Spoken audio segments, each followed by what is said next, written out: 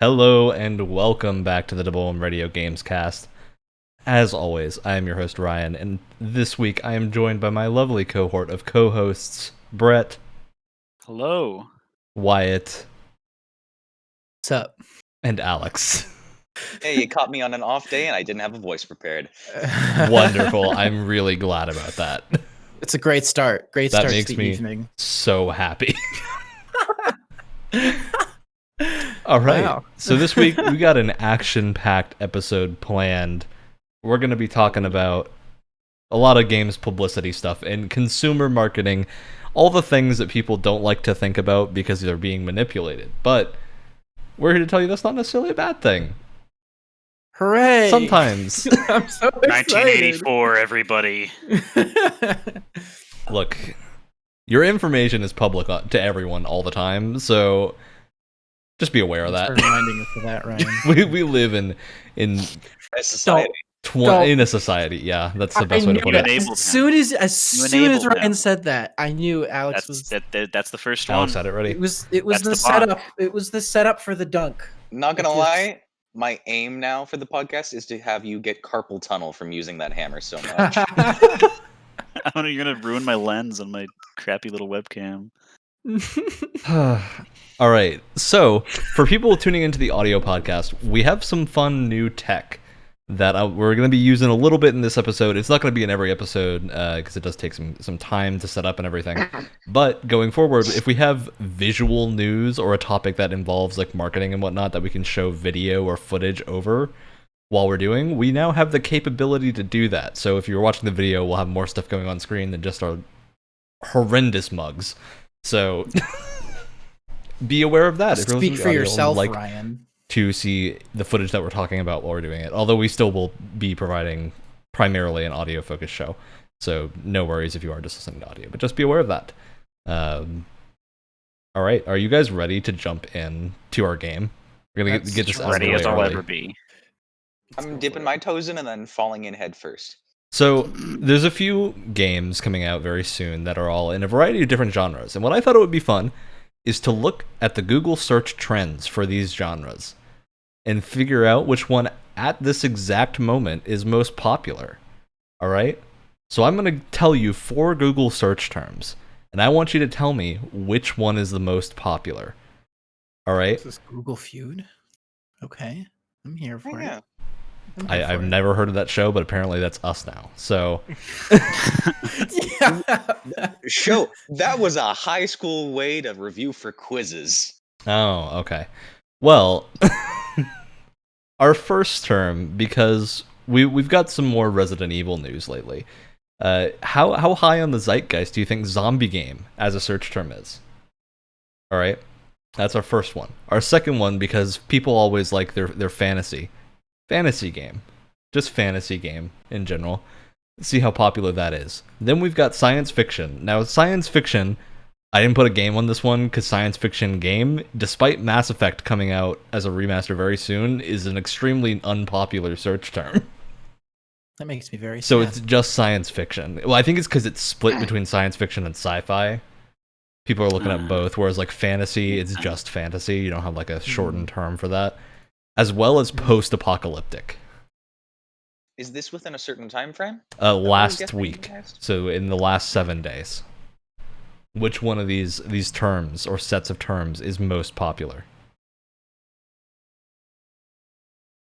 Actually, you know what? We're going to start with least popular. We're going to go up in order. Alex, what is the least popular? The least popular? Yep. Science fiction. Science fiction. All right. All right. Wyatt, least popular. Yeah, I second that. Brett, Science fiction. least popular term. Well, everyone else is saying it, so I'm not going to do it. I think as many zombie games as there are, I don't think anyone actually sits down and thinks I'm going to play a zombie game today. So I'm going to think zombie All right. is the least popular search. All right, so everyone is extremely wrong. Post-apocalypse is the least popular search term by a significant margin. Like Jeez. a really significant It's gonna margin. be my number one, to be honest with you. All Okay. right, going up I was- second most popular. Alex, what do you think? Wait, second. Or second second least mo- popular. Okay. Third most popular. I need to milk this for as many views as we can possibly get. So Ooh. I'm gonna go zombie game because that specific terminology makes me feel like it's definitely all older right. people or people not as familiar with said game that their kids are talking about playing. Oh, that's the zombie game. Okay, all right. Do the rest of the hosts concur or have different opinions? What do we have? We have sci-fi, zombie, And fantasy. And fantasy. Those are our terms that are left. I'm gonna go with sci-fi again. All right, Brett. I'm sticking with zombie on this one. Zombie is correct, but literally by one search. Man, So the jeez, next up, that's wild. the next up is fantasy. So fantasy game, people are thinking about fantasy games. Zombie games too, mostly because I think Days Gone 2 and Resident Evil are happening like right now. So, or not Days Gone 2, Days Gone PC are happening basically at the same time. So it's a little bit on the more on the mind than usual. Science fiction, you all were doubting. Science fiction is like head and shoulders above the rest, and by head and shoulders I mean about double as popular as the rest. We're doubting because you said it was unpopular. Science fiction compared game. to the rest. Science fiction game is the least popular by a significant margin, in that literally no one has searched for science fiction game the last like week. So that one's pretty low, but science fiction itself is still pretty popular. All right, I hope you all feel adequately market manipulated. For us I feel to jump manipulated into our... already. But not by the market, By you. by the man's wording. Look, after I'm really just trying to get my gaslighting fix after the whole Final Fantasy arc.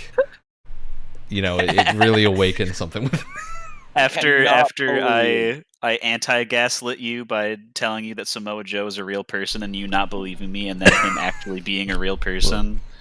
I very much thought Samojo was like a cereal man. I thought it was a cereal box character. And Deception in this group is going far too deep for my taste. We're getting into parts where we can have deep lore now. oh yeah, we have Double Home Radio deep lore at this point. So I do I've want to been talk about victim. some news from this week because we got some fun and some not so fun stuff to talk about. Thankfully, most of it is like related tertiarily to things we normally would talk about, so that's fun. But we talked a little bit about Stadia people leaving. We've had another Stadia person leave in the last week, which is the head. What a surprise. The Oh, product I feel like head, John at this Justice, point- has left Google entirely.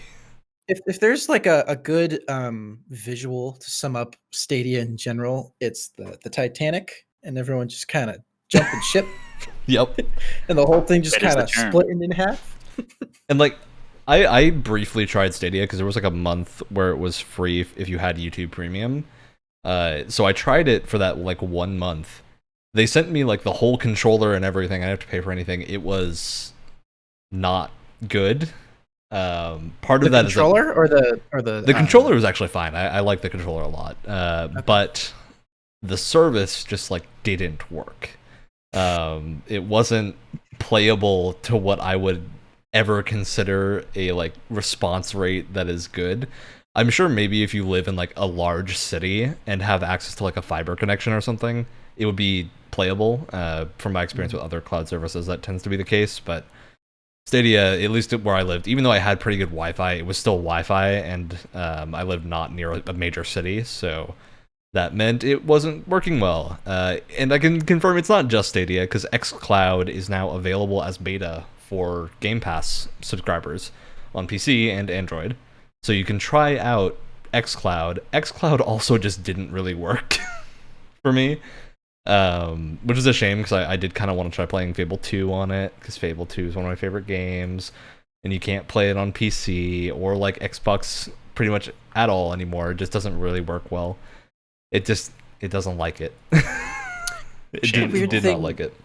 That's And the to weird thing think- with these like streaming services to me. Well, streaming service, you know what I mean. It's like both super convenient and not convenient at the same time, because it's like, oh wow, there's this whole library of games and I can play them like wherever on Yep. whatever like potato white plastic MacBook I want. That's great. But it's also incredibly inconvenient because it's like, oh, if I don't have good internet, then I just shouldn't even bother. I do want to actually try playing them on Android using Cell. I obviously don't think I'll be doing that for very long because it uses a lot of data, but I want to see if that connection works a little better, because I am kind of curious if it's a Wi-Fi thing or just like if it's not going to work on any wireless very well. I've heard it works relatively well on Android, so I would assume it probably works. I don't know how well, though. All right, so go ahead, Alex. And to think I heard that Stadia was what Cyberpunk 2077 ran the best on. You know, I can't dispute that.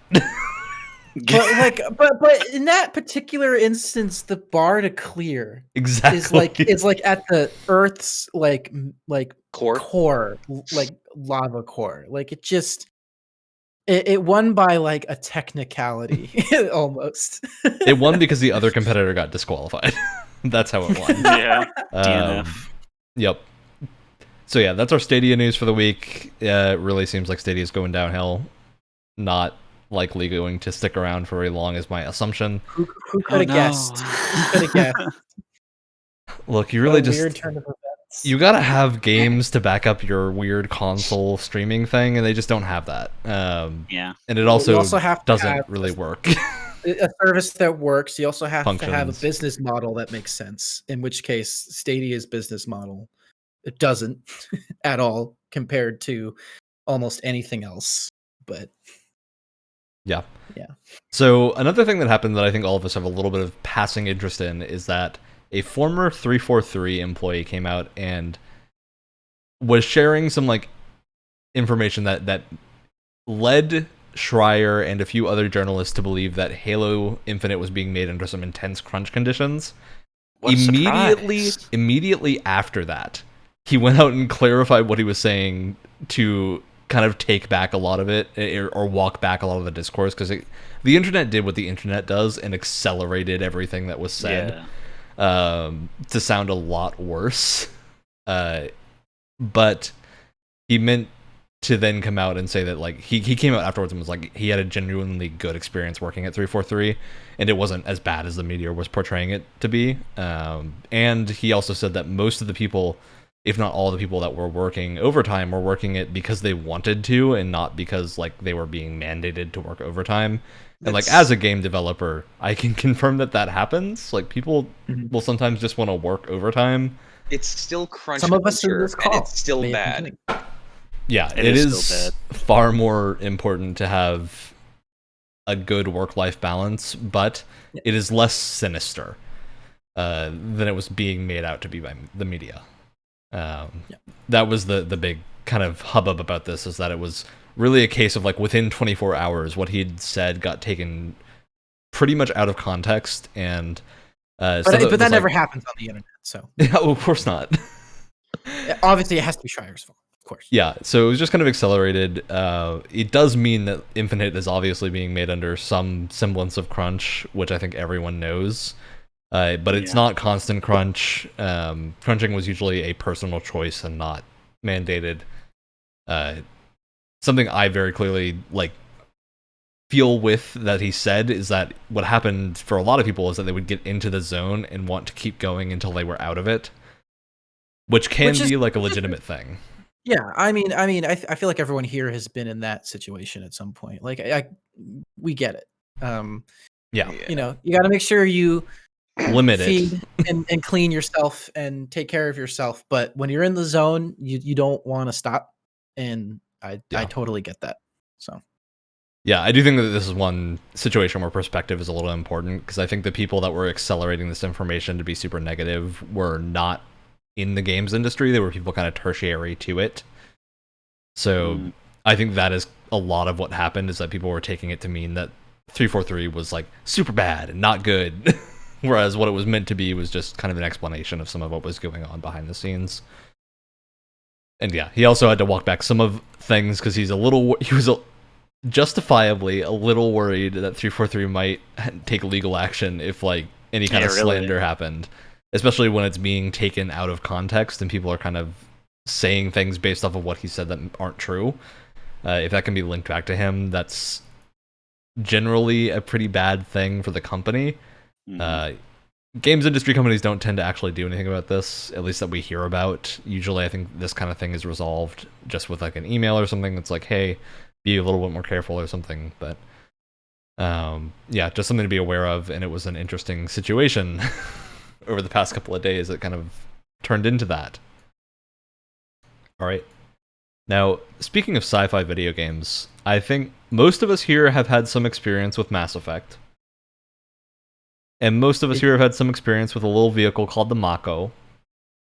And I am personally extremely happy to report that the Mass Effect Legendary Edition lets you turn on the original Mako physics. Incredible. Yeah. We can relive all the 2009 memes of the Mako bouncing off of cliffs. We can drive that styrofoam piece of garbage for as long as we want. I am so happy. Wonderful. I'm sure I will I turn am it on glad that very they- briefly.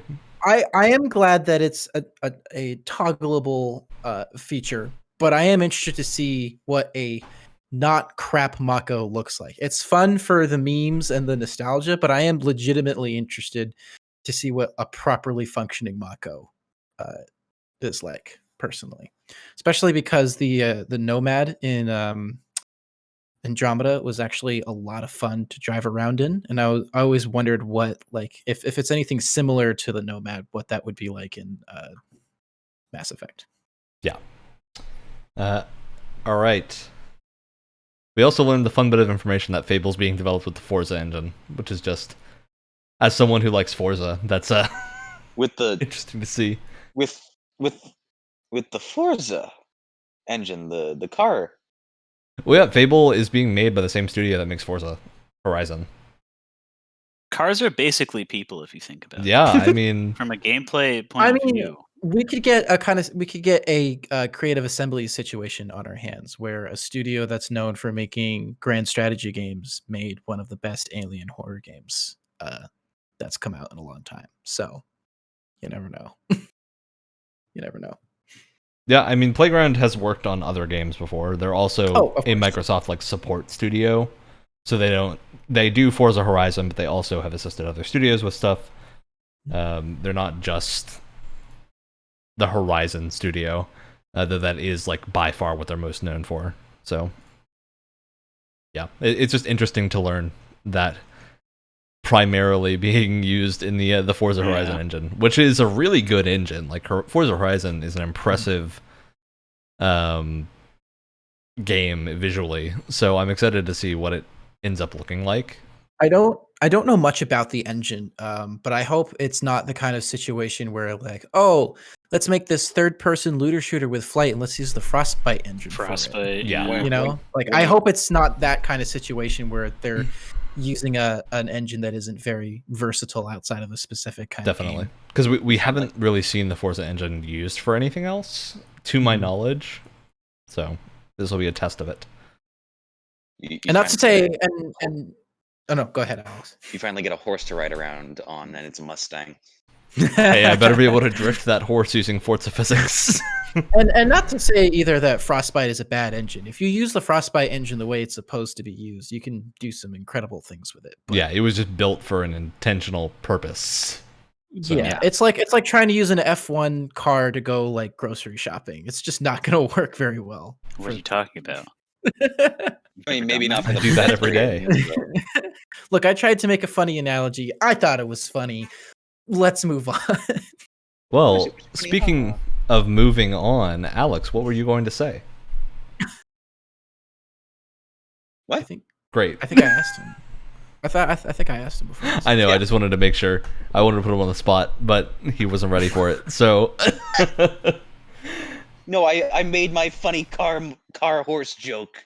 your funny car comment. All right, time to test out the new technology and press the transition button and see what happens. And it will work for sure.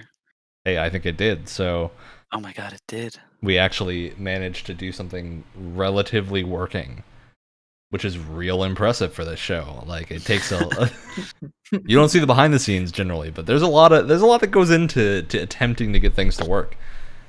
So you know that meme where it's just the room on fire and the guy's like, "This is fine." That's 001 behind the scenes. Yeah. And before we actually start showing Literally footage on for this, I'm going to confirm all this footage is taken directly from the publisher's YouTube channels, and it's just trailers and whatnot. We're just watching together and getting a feel for some AA publishing information. So before I really go deep into game marketing and whatnot in the broader topics, I want to take a little bit of a case study at a game that's coming out relatively soon called Biomutant.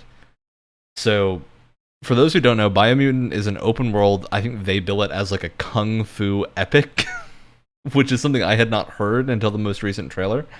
But basically open world action game with a lot of RPG heavy elements, made by Experiment 101, which is a studio made of former Just Cause devs. So a lot of moving parts there, and it's a game that people have been kind of excited and not excited for a long time. It's public opinion on this game has gone back and forth very many times. As I'm sure Brett, I think, had some opinions when I mentioned Biomutant earlier. Well, we want the light opinions. That means the marketing's not working for you. So, oh boy, is it not? So we'll look at the what's playing right now is the original reveal of Biomutant, which is just a cinematic kind of trailer showcasing their character designs and whatnot. So what I want to get from you guys is, we're talking specifically about games that are what we would consider AA and not fully AAA. Biomutant's in a weird scenario because it is being published by THQ Nordic, and it's made up of experienced devs, but it's also a studio's first game, so I'm kind of lumping them in with this, especially considering it's releasing very soon. So it's on the zeitgeist right now. And we got a lot of new footage and whatnot. So this trailer went pretty viral when it first showed up, and people were pretty behind this. And then the game kind of vanished for like 2 full years. Yeah, there was a game.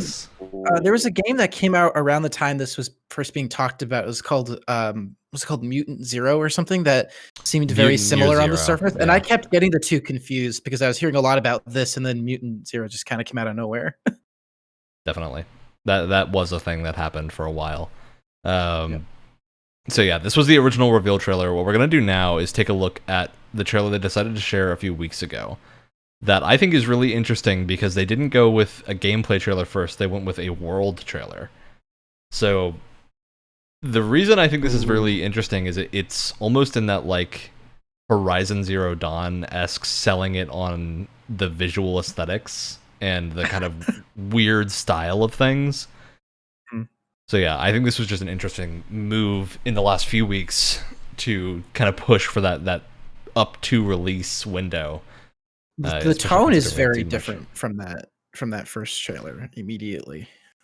Yeah, that's the other thing. The tone for these has been very funky, and we didn't really get a whole lot of actual information on what the game was outside of scattered dev comments and less actual trailer work. So I think it's been an interesting experiment. It's interesting you mentioned Horizon because I get a lot of the same vibes from the world and a lot of the robot color designs. The color palette, yeah. Mm. Which I'm all for. I mean, when I saw that first trailer, immediately I was like, this is such a weird, like, world. And it's really interesting just from a visual standpoint. I definitely wanted to know more. Really excited by the music for a first impression. It sounds wonderful. Yeah. Unfortunately, the stream isn't getting that, so we can avoid any audio copyright. Yeah, that's probably a good because idea. audio copyright is a nightmare. But yeah, the music for these trailers is excellent, and I'd absolutely recommend going to check them out on the THQ Nordic channel. Oh, that's an interesting vehicle. There's tons of really cool vehicles. So this is the kind of thing that I'm like, this trailer works really well for me, but if I go and look at some specific elements, you can see a lot of the animations look a little bit less smooth than I think you would expect, especially like because they're showcasing specifically the environment. The one that really stood out to me was the blacksmith animation, I think right about here. You know what this is more than anything? This feels like a mood board for the game, like a video mood board more than anything, which is I'm totally fine with. It's pretty interesting. It's interesting to me that this was used as this was the big marketing trailer the last few weeks. So That was kind of a fun thing to look at. And I'm definitely a fan of like super saturated like color palettes and just like using a lot of color everywhere. Yeah, And gray. definitely. Okay. This is something We I'm like glad things to that are see. not gray. Don't So, yeah. get Alex started on gray color palettes. The feeling I'm getting now from Somebody you say all gray! is that the trailers, at least for this, are selling the visual style. So now we're going to take a look at some gameplay and actual combat trailers, and look at this trailer right now that's playing is the one from last year, so 2020, that they used to show at around E3 times when that sort of whole nebulous not E3 was happening during the quarantine period. But this was really I where was that about to make a Kung joke Fu, and say what's E3, but it's still happening, so I can't make that joke anymore. yeah, this is where the whole Kung Fu vibe started. So it's interesting to look at these trailers specifically just because of how unique Biomutant is, and the fact that these don't really follow any sensibilities that you'd find in other games. And again, like a lot of world time is being spent here. You know what? Some type of feeling just hit me with this. It feels like Horizon Zero Dawn mixed with the fantastic Mr. Fox. Yeah, I get that. I was gonna say Horizon Zero Dawn and Secret of Nim actually. Huh. With the character design and kind of the tone of these last couple of trailers that we're looking at. Kind of has that. I think it's fantastic Mr. Fox for me with the animation style of how that one sort of kung fu-esque bit went. Yeah, so I think big Biomutant boy. just real starting to sell it. It's an interesting game to look at too right now because this is a game that I think specifically around when this trailer came out, people were feeling a little iffy on because no UI is always a red flag with except for onomatopoeia. Yeah, there was a visual boing. There was a visual boing. We'll see more of that in the next video. But yeah. I know no UI concerns me a lot of the time. Like I get you want pretty looking like footage and you don't want UI on top of that, but it just I don't know. It gives me an uneasy feeling when it's like why can't we see it? Yeah, Like, and you can see UI's right really important. there that UI looks basically just unfinished of now Controls 2 popping up at the bottom in what looks to be like a default text font. Again, this is from last year. This isn't the most recent trailer. So I think that's probably why, is that a lot of that UI was getting back-ended. Oh. But this game also looks very, at this moment, because of the lack of like actual gameplay feedback, it's hard to tell if this is what the game actually plays like.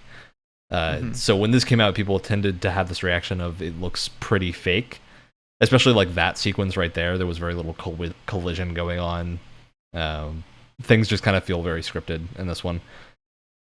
Doesn't show quite as cleanly as I think they would like. But also, it's like the puffs of dust looked very much like almost more onomatopoeia or just like a PNG or something. It didn't look like a particle effect, so I don't know if that's what they were going for. But it looked very flat. It doesn't fit with the environment, despite how. Which is why I'm wondering if it's supposed to. It is. Which is why I'm wondering if it's supposed to be part of like the onomatopoeia, or if it's supposed to be like a particle effect or something like that. Yeah, definitely. Something more diegetic. So now that we have actual looks at what the game more recently looks like, we're going to jump into the newest gameplay trailer that shows the combat, which has gotten a big, I don't want to say overhaul, but looks a lot fancier now. I mean, a year will do a lot. A year can go a long way. Especially, this is over a year, I believe. I mean, the UI looks, or not the UI, the effects look a little bit less onomatopoeia-y, but there was still, at that point, you saw like the anime speed lines on the screen. There are onomatopoeia still in. It's getting a little choppy for me as well, so I'm starting to not be able to see what's happening a little bit, but. Yeah, it's an interesting look at sort of how the game has evolved, and the UI and whatnot now is all visible in. GameSpot did and Game Informer have previews up of the gameplay that was shared at an industry event. I'm not going to put that footage up because it is theirs, not actual published footage for us to use. But yeah, that's kind of the difference that we're working with. So Now, what I want to go back to is we're going to return to our normal state of being. And what I want to get sort of from you guys is, how did this smattering of information about Biomutant make you feel about the game? From a consumer perspective, of if you saw these trailers and these snippets of gameplay, what is your immediate thought process? I try not to get too excited without watching like actual gameplay. Like I did watch the GameSpot video where they were kind of going through, what was it, like 10-15 minutes of gameplay. Yeah. And I thought it looked really cool.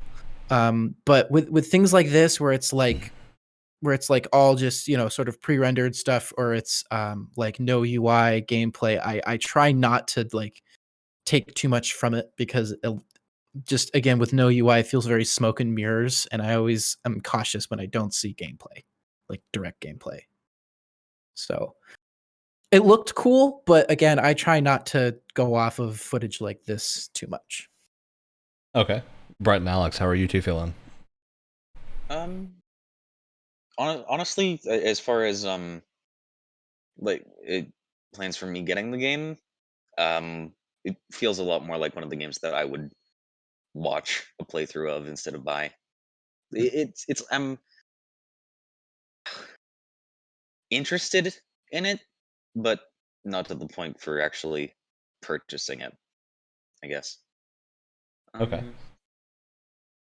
Brett, I feel your energy just kind of rolling in waves in my general direction. Oh, I get it. Plateauing is probably a better term, because I don't care at all. I don't know, like Shocker. I appreciate the like the graphical fidelity of the game looks nice. That's probably playing on better hardware than it will ever release on, and like it's nice that they have these Instagram filters over what looks like a kid throwing random action figures from 45 different things on a playing field and seeing what happens. But I'm not interested at all. I'm also like, I'm super like, I've become completely jaded to just like open world 4K action RPG elements. These are buzzwords to me, like words like game feel, that are just like so just diluted to mean absolutely nothing anymore. And you this tell is me just you don't one of want those that games. Juice, Brett? Well, I prefer the juice, because the juice means something to me. These other words do not. But yeah, I couldn't care less, and it's also like I'm also in a member of Wyatt's boat crew of I didn't see any actual gameplay that is verifiable as true gameplay, and there was no like developer talking about what kind of game it was going to be or anything like that. So I'm already like that degree of separation away from like me not really wanting to get too invested. But it's also like all these other things, like I just don't care too much about this. For me, it has to be that video of like straight gameplay with UI and with a developer kind of like doing some VO, talking about it as it's playing out. Like that's the kind of thing that'll get me excited. And look, all of that could be faked too. I mean, Anthem's reveal where it was supposed to be gameplay was all faked as well. But if you're going to get me excited over pre-release material, that's the way to do it. Gameplay with UI, just straight gameplay with a developer talking about it while they're playing. All right. So I'm glad that I got the answers I was expecting from Brett and Wyatt of the lack of actual gameplay with UI and whatnot, because what I want to talk about now is sort of the prevalence of cinematic-ified gameplay in trailers, and especially in trailers for action games, heavily doing this thing where like they hint at what the game is, but don't actually tell you until the game is coming out. That's a thing I've noticed a lot recently that is really, really prevalent, especially with studios that don't have like that license off their video editing rights to an outside publisher. Example that really comes to mind recently was Knockout City, of that trailer we all saw, which was really, really painful. Especially, I was just visual confusion the entire time. Like yeah. Yeah. Especially because we know some Velen devs and know that that game has got some real talent behind it. It's in good hands. But definitely. that trailer was not doing a good job of selling what they were putting down. So yeah, I think that's like the biggest misstep to me of modern day games marketing is just the lack of actually showing what the game is. Because it seems like a lot of publishers and whatnot have this kind of fear of, as soon as we show people what the game is, we're going to lose a potential market because they're not going to like that kind of game. So they want to keep it vague. So they keep it vague enough to where you have as wide of an audience as possible. My theory is that it doesn't actually help anyone. Yeah.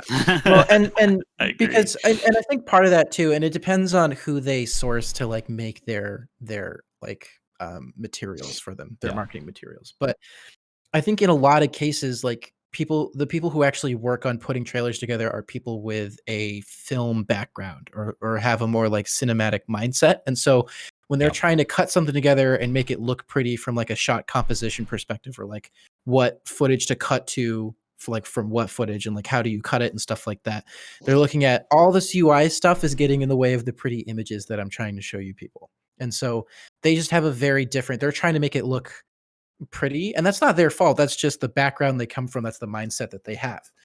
But for people like, I think for people like, you know, Brett and I and Ren, I think it's just everyone in this call. It's like, no, we're here for gameplay, right? And story. But when you're showing us all of this, it's more about I need to know what the game is, because we don't see the UI. We don't like we're not looking at it from a cinematic perspective. We're looking at it from a gameplay perspective. And the thing that always stands out to me when they don't show it is it feels like they're hiding something.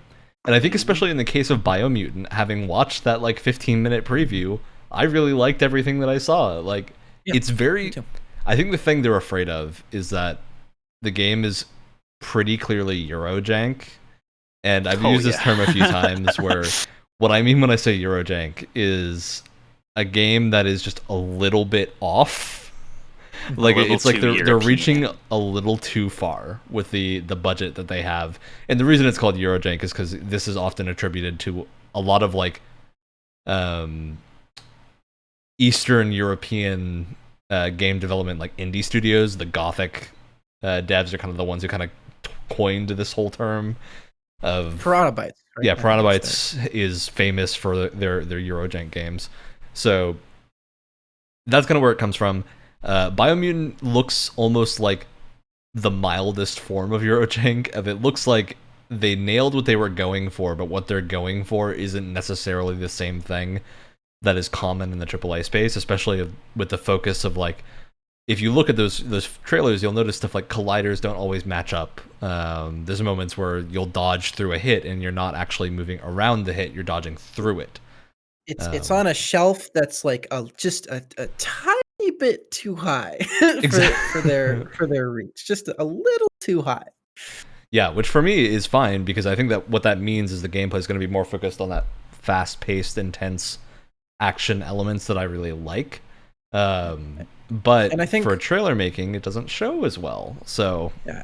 And I think it also speaks to like when you have a studio that's in this weird position of like, they don't have no money, but they don't have all the money, but they're still trying to reach really far. I think that kind of says like, I think there's a lot of people on that team that are super passionate about it. And like, especially because Biomutant has been delayed a few times, or not like overtly delayed, but we, from that first initial trailers a while back, thought it would be coming out like 2 years ago.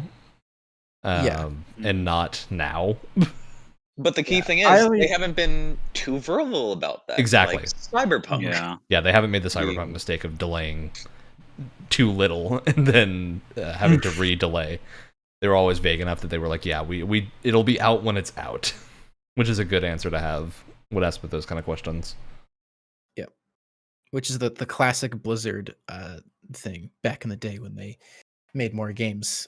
They were like, it's done when it's done.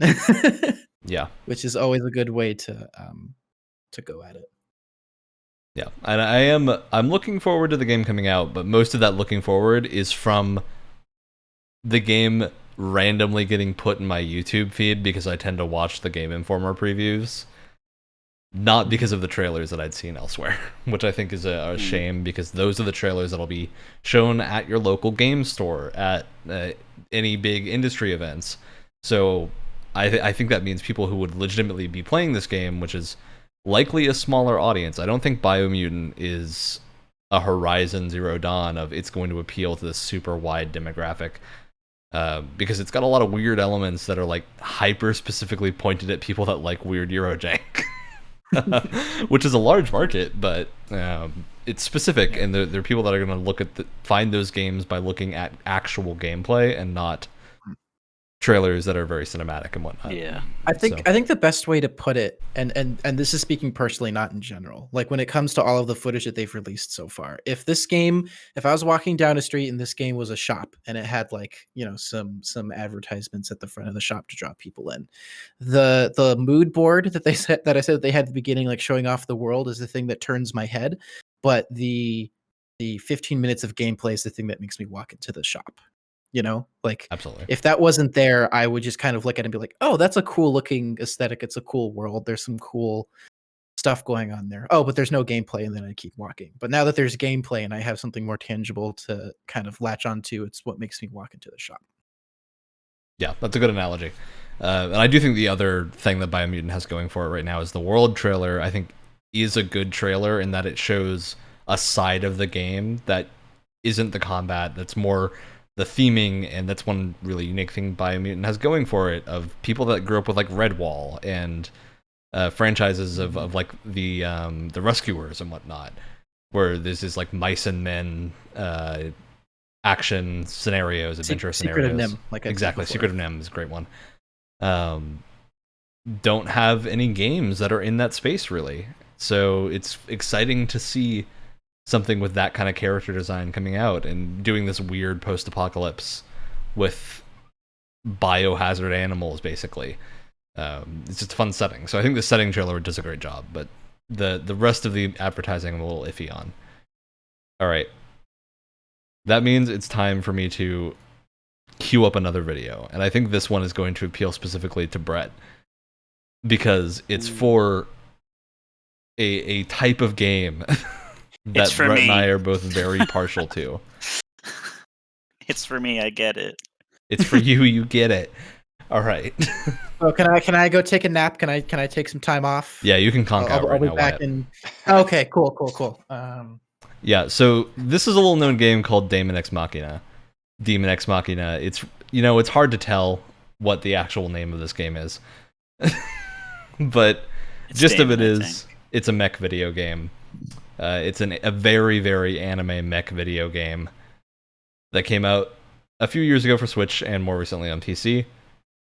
It fits pretty heavily into that, I think, AA space of, even though it's published by Nintendo, it's not Nintendo's game. It's being made by a much smaller studio. Was that Mrs. Incredible narrating? I can't confirm because I don't have the audio on, so it'll have to be someone else. But I don't think so. Yeah, this game's very interesting because I think it does the exact same thing that Biomutant did, with one major change that makes a difference for me, which is they actually tell you what's going on for a lot of this. Mm-hmm. So I as unfitting of a trailer as a lot of that stuff, and now UI. This is the big thing to me, is now we're seeing actual game UI, which goes a long way of knowing what the game actually looks like, especially because mech games are super rare and you never really know what you're gonna get. Although I gotta say, the sound mixing on this whole video is a little strange. They can't tell, Wyatt. They can't tell. Well, that's why I'm explaining it, Brett. They can't tell, so they can't agree or disagree with you. Wyatt,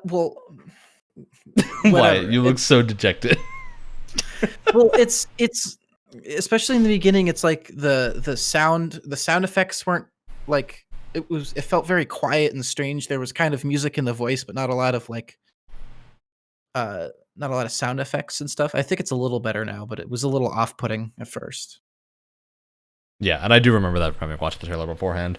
That's an issue with a lot of Japanese games, I tend to find, is that they're mixed in a way that I don't know if it's like a different headphone standard or something, or headphones there tend to speakers tend to lean towards a different like range. But a lot of mixing seems a little weird. And like the music that they're playing for customization is an interesting choice. It's very like there's a lot of stuff happening in the music, and it's just for like customization. Well, I think that for the reason, let's go back to this customization screen for a second. It's because I think Brett and I looking at the customization screen, that's the most exciting part of this. Yeah, it's definitely different than Wyatt looking at a mech customization screen, because that is something to be very excited for. I will admit that I'm not as into mechs as you guys are, but I'm not into mechs. And I also, Ryan knows this, I love customization in any game. Like if I have customization options for something, I'm happy, and I'll spend hours no matter what it is customizing the look of something. It means a different thing for the genre that this game is in, though. Like the Armored Core style thing, where like literally every single part that you get and buy like matters with like a bunch of different stats and like weight and fuel and stuff. No, and I totally get that. It's, what I'm just saying is I'm not excited by a customization screen. Like I do love customizing everything, but I do get that it's a different. It hits different for you too. I mean, talking about the customization in a way that isn't related to what Y was saying is just that, like, as a big fan of these mech games, this is the thing that tends to be missing from a lot of modern, especially indie mech games. Let's pause it there, where you don't get the in-depth customization, or you get too much. That's the other way. Those heads. That's cool. Oh yeah, where the way a lot of modern mech games tend to go is either you're getting a set mech and you get to run around in that mech, and it's like a fighting game essentially, where your mech is your character loadout and whatnot, or you get Mech Warrior, where you have to deal with things like tonnage and hell on earth. Look, that's interesting, but it's a very different feeling, and it's not what I think people that love like Armored Core or Gundam Breaker really want out of like an action mech game, and this is exactly that. I think that's the reason that this is so good as a choice for this launch trailer, because I remember when I originally watched the older trailers for Daemon X Machina, where it was like the E3 trailers and whatnot, which are actually surprisingly hard to find now. It doesn't do as good a job of selling because it focuses on, there's a little specific shot they do right at the start. Ooh. That this shot right here of Mr. Robot Man in the cockpit of his robot, where, let's just play through this. Look how stiff this is. Yeah. Oh God, yeah. It's some like Gary's Mod looking like. And I can confirm the game looks like that. The animations look like that when you're in game. They look exactly like this, and that's the biggest downside. I really think that was not the way to start this trailer off. Yeah, no. Yeah. So yeah, just a few interesting things with Daemon X Machina, and then of course the end focuses on like the different wireless play features and whatnot of the Switch actually running a relatively good-looking game pretty well, especially after the demo came out and didn't run super well. They fixed a bunch of stuff and released like a second demo that was way better. So I also this whole meta thing of like you will be using a device known as the Nintendo Switch. Yeah, is that really was cute. That's really cute. I love when trailers do that. Then we can also look at the Steam trailer is pretty similar. What is this, mercenary? A game to you?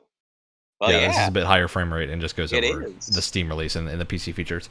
The higher frame rate makes all the difference. Oh yeah, I swear. This game also has cross save, which is excellent because you can go play it on Switch and then do this. The thing I love about this specific trailer though is it showcases some of the more wild stuff like this. Yeah, that was missing from the other trailer. Throwing a giant sword. I'm really liking an airship back at itself. I'm really liking the music track they picked for this trailer as well. Yeah, and then of course they do the customization bit from the last one. But yeah, I think this is a scenario where Daemon X Machina did some really, really good marketing towards a hyper-specific audience and didn't do that well. So that's really the interesting thing about this game is the sales numbers were not really anything to write home about. They certainly did well enough, but Daemon X Machina is like not a big hitter for Switch, especially. I think it ended up with similar sales numbers on PC compared to Switch, which is pretty damaging considering that most games tend to do like dramatically better on Switch. So I think that's an interesting scenario for the game of it just, I think it nailed what Brett and I want out of a trailer for those kind of games, but probably didn't nail the general consumer angle of showing off enough cinematic stuff and enough action that isn't super tied into mech game specific mechanics, that people were a little bit put off by it. Yeah, I'm curious, especially on like Brett's opinion on that. Well, because also like I don't know how far you've gotten into the game compared to me, but like it's not that they're just not showing that. The game's just not about that. It's about you. Like there's a story, but there's about you and your made up character and your funny little mech, and you go around and you blow things up with a really good like combat and loot gaining system. There's no like, it's not like a big like fancy open world thing with like a bunch of like crazy interactions. Like it's just really good at like the 5 things that it does, and the trailers show the 5 things that it does really well. So yeah, it doesn't have like the sweeping cinematic angles or like all this like crazy world building stuff to show, because that's just not, it's just not the kind of game it is. Do you guys think Brett doesn't like open world games? I'm starting to get I like d- this scent of. Well, I would like open world games if they were good. Maybe they should start trying to do that and put things in them instead of having absolutely nothing. And maybe I mean, maybe Brett, I will like Brett them. likes Tsushima. That's open world. I do like Tsushima. But you know what I mean? It's like the classic, like the trailer that every game wants to like have these days is like the Biomutant trailer, where it's like not, it's inoffensive. It shows that like everything is explorable or whatever, and like they show how beautiful it is. And this is just like the complete opposite, where it's just like, here are the things you do. It feels like a wow, I can't even. I'm blanking on your guys' major, but like the Game design a senior show trailer for a student game, where it's just like you are required to show the gameplay loop, the things that are in it and stuff, and this trailer does that with like the little words that even come up on the screen, and that I think is, it's not hiding anything, it's not lying, it just happens to be for something that is very niche, and has not had a game in a while that has helped it grow.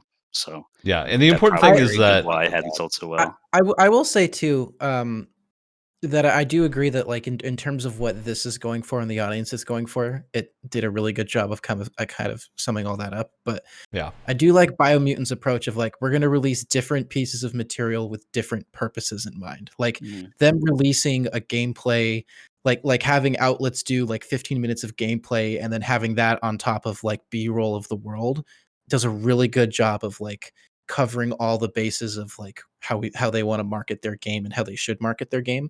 It's not all done into one, video, but I think it covers all the bases really well. Like you have your pretty, like, look how pretty our game is, but then you also have the nuts and bolts. Like here's just some straight up gameplay. And I think that does a good job of kind of covering all the bases. Yeah, and something else I do want to talk about with specifically Daemon X Machina versus Biomutant is that Daemon X Machina, much smaller budget. That is a game that is far less expensive to produce. They went with an art style they could do, like that's why the animations look stiff and whatnot. It's because that game was made under a relatively small budget. Not small, but compared to most like AAA Sony exclusives or something, far probably less. Compared to Biomutant as well. Yeah, I would put Biomutant is expensive, not necessarily because it was meant to be expensive, but I think because of the amount of time it's taken to come out. Is probably more of what's causing the price to be expensive, or not the price, but the dev cost to be expensive. Whereas Daemon X Machina didn't really have any delays or anything. I think it was more of a situation of they knew exactly what they wanted to do and did it, and had a good handle on how long that would take them and what their budget was and how many copies they would need to sell. Because the important thing is that Daemon X Machina did well enough to cover its costs and be reported by Marvelous, the developers, as selling well. And like physical copies are pretty much sold out everywhere. So it sold the run that it wanted to sell. It's just selling to a smaller audience because like fans of mech games are there, but it's not that big of a group. They're a dedicated group. So if you make a good mech game, you can guarantee that people are going to be jumping on it because that group doesn't have a lot of games that fill that need. But and so a smaller budget in this case makes sense because you're going for a very specific market that isn't everyone. So the budget they gave themselves here, whether it was out of necessity or by choice, was definitely like. And that also means the trailers make more sense. I don't think they were really trying to capture a general audience. Outside very of like to the point. Outside of the Nintendo Direct trailers, which were like the Nintendo E3 reveal trailer, which was basically just cinematic and action gameplay.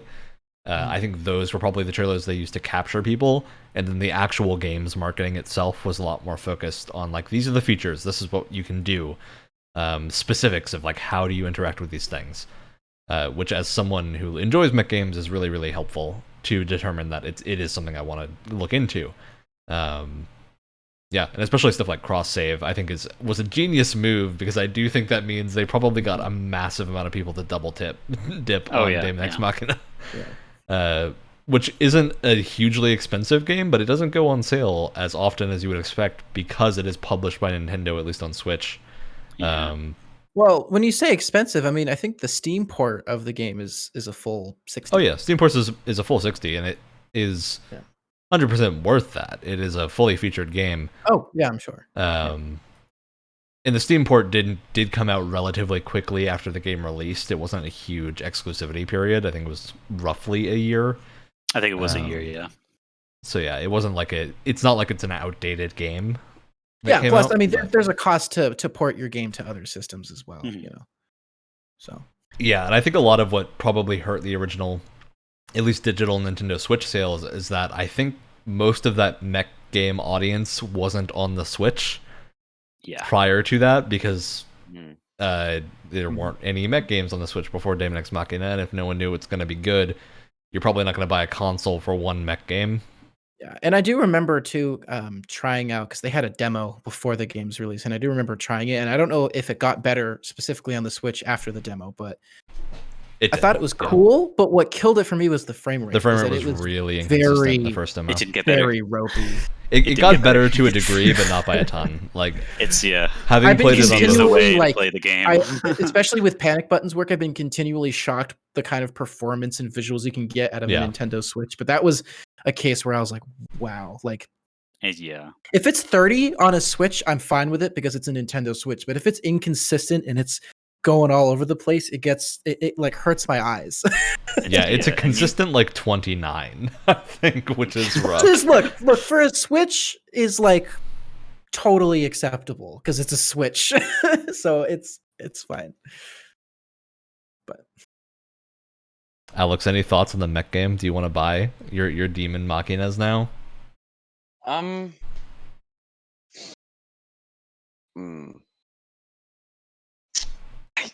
I as much as I enjoy mechs as an idea and media in general, as far as Brett has introduced me to, it doesn't feel like the type of mech game that I would play.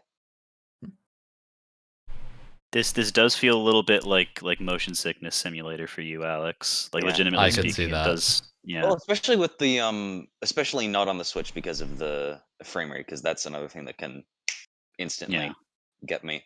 I was wondering, I couldn't entirely tell, but in the last frame that we're on there, that's a draw distance. That's a very limited draw distance right there. And something that I'm just a little curious about is if that's on the Switch versus Steam ones is what it's showing, and if those two are different. I don't think the draw distance I'm on both is excuses. Like really big. Actually, yeah, I was gonna say I don't think I'm making up an excuse. I think this is just a foggy map. I think I could be wrong. It's just a foggy map. I played the game a little while ago before this podcast, and it's not I was in gonna most say, maps, you this can see the reminds entire me. thing. This reminds me so much of the PlayStation 1 Spider-Man game where they basically flooded. If you remember, they flooded New York City with just a ton of fog so they could get away with draw distance. It was great. If Silent Hill, baby. if I was to get the game, There you go. which I mean, there's a possibility in the future, however slight. But it feels like a game that I would play solely for the customization Yeah, of I the get that. mechs itself. I'm much more into the building aspect. That's why I have. I'm not going to take that out from the shelf. There's too much stuff blocking it right now. But Gundam. Yeah, I've got one right over there too. I Imagine can't my reach hand. right now. But yeah, it exists in the corner, a little Gundam. But There we go. Imagine that in my hands instead of Brett's. I have too many. I love Brett just Well, reaches while left and right. everyone's and pulls bringing out robots off the their wall. Gundam mechs. I thought you were going to say something. You Wyatt, thought I and was then you just I was drank grabbing water. for something. No, it's just All You right, get bonked for all that. right. There it is. So let's take a look at a little more of a not necessarily high budget. Well, yes, high budget, but a little bit more.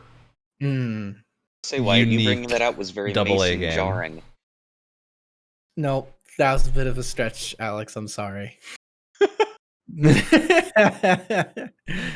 So what we're looking at now is the reveal trailer for A Way Out, which was Josef Fares and Hazelight's first game that was really shown off at E3 one year, or not E3, the Game Awards one year revealed, where it's like the whole two-player gimmick. Very, very interesting game, but I think this one's a little bit more interesting because it does go for that more cinematic feel, but this game is also, it plays like this, where there's not a lot of UI.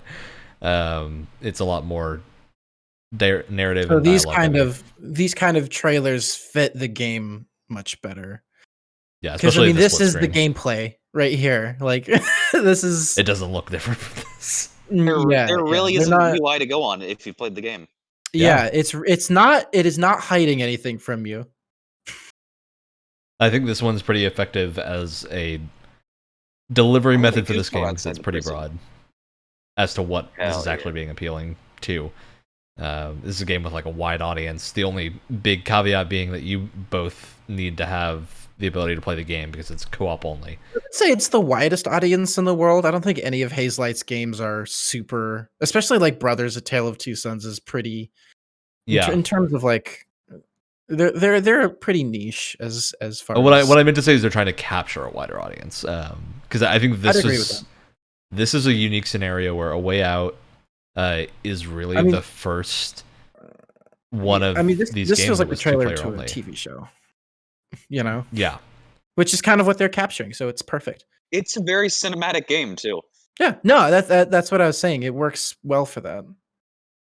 It's interesting because this is, I think, the very first one of those like 2-player only games that has come out in recent memory, especially and been successful. We have director commentary. Did this come out before or after Lovers in a Dangerous Space Time? Because this came out after. Yeah, Lovers in a Dangerous Space Time is like a year or two before, but that game is very niche. Yeah, but that's multiplayer only as well, right? Or co-op only. Yeah, it's co-op only, but it's PC oriented, and a little bit of a different situation where that game was also way lower budget, so didn't need to hit as big of a sales requirement as this. Mm-hmm. So yeah, I just think this is a really interesting type of game to look at, just because like there wasn't really a market for this, at least that they knew about when these trailers were made. For It Takes Two, which just came out, there is because people loved this game. Like Way Out reviewed phenomenally when it came out, and especially the fact that you can have one copy and then both people can play it is really, really great for people that want to play it as a duo. So I think that's a big lower of the barrier to entry. Plus, these are $40 releases. So the rest of the games we've been looking at have been $60 full price games. This game and It Takes Two are $40. So different price point. Still look very impressive. Plus, we can't underestimate the fact that these are, the marketing for these games is kind of perfect because they have, Yosef Fares kind of backing it, and so they automatically have a leg up on the competition just because they have that man. They have him.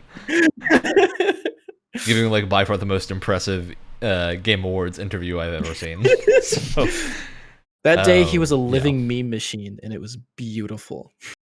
This is a really interesting one. I think especially because I know Wyatt and I have been interested in trying to play this game for a while.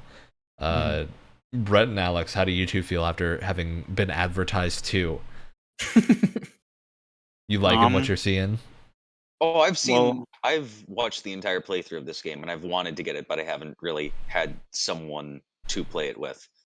Mm-hmm. Well, that's the thing that Destiny taught me, is that I don't have any friends.